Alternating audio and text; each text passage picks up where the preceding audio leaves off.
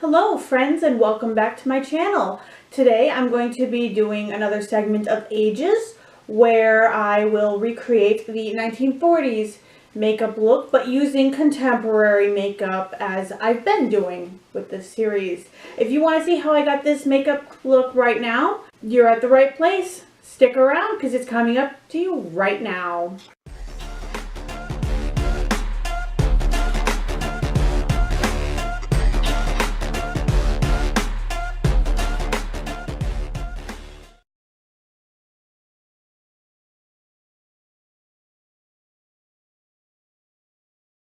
I've got all my brushes, I've got all my makeup, and I've got a picture reference that I'm going to splash in right here. And I'm going to go ahead and get started. I'm just going to do the normal makeup layers that I always do, but I'm going to make it look like it's more towards the 1940s styling. I've already applied my primer, and I'm going to just jump right in. Hopefully I can manage those eyebrows because gosh, they are bowed. So we're just going to do everything that we always do.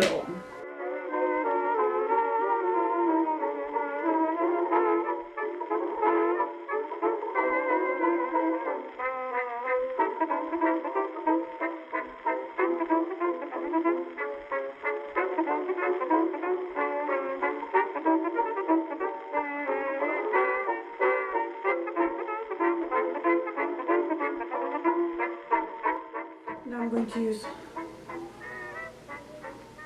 What? What'd you see? What? Is there something there? What? What do you see? What do you see? Now I'm just going to apply my concealer. As per normal these days, I'm using the Tarte concealer. And I have a cat, as per the norm, these days too. Trying to get in on the action here.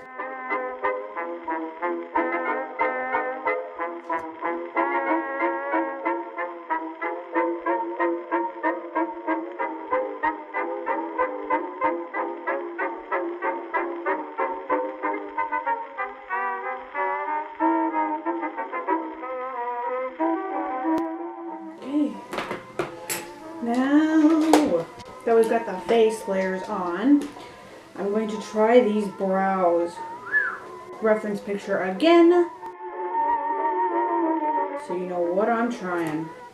Once upon a time, I would never have dreamed of not using the reflective side. I said that turned out pretty darn good.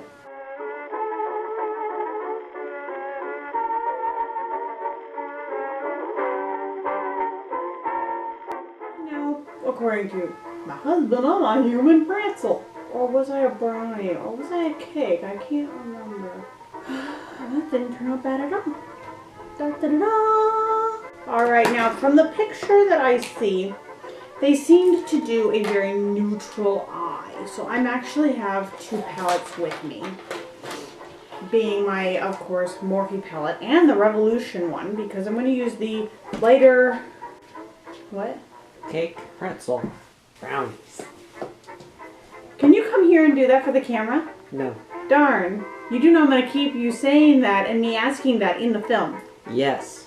I'm going to I'm going to prime my eyes. I really don't feel like I ought to, since I'm just going to be taking this off before bed.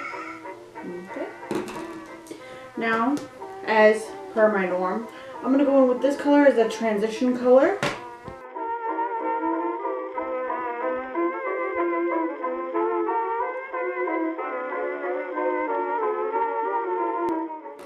Now I'm going to come in here, and I guess I'm going to go ahead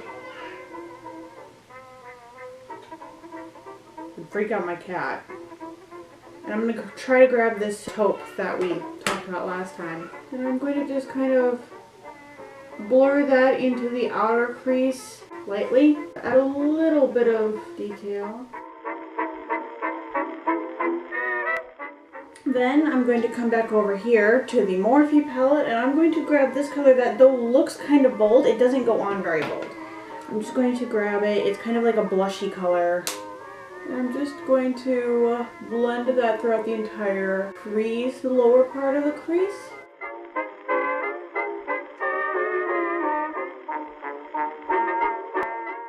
I think that that's all I'll really need to do on that part. The liner seems pretty much non-existent, except for maybe a little bit on the lower lash line. So I'm going to hunt down my liner brush. I'm going to dip it a little bit into the black. Alright, a little bit of that goes a long way, because if you're going to wear this for a whole day, it will smudge out naturally as well.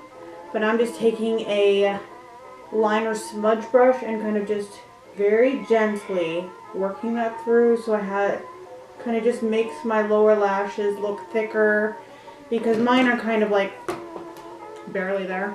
See, then the mascara, which I'm going to use my Physicians Formula, as you remember. It's pretty much my go-to, even with the giant brush.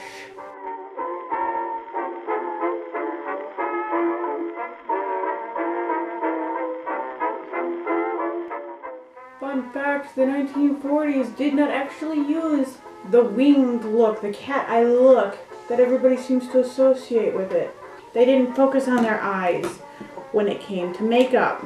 They focused on their lips. But we're not there yet.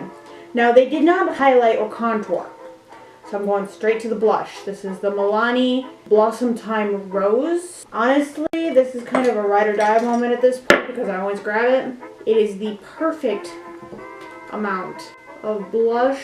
I'm just going to smudge that from the apple all the way back, because, and only right up here, because that's what they would do. Because I'm looking at the picture now. Next, the all-important part, the ruby red lipstick.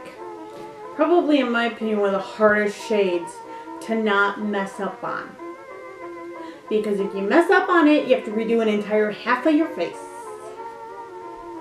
Been there.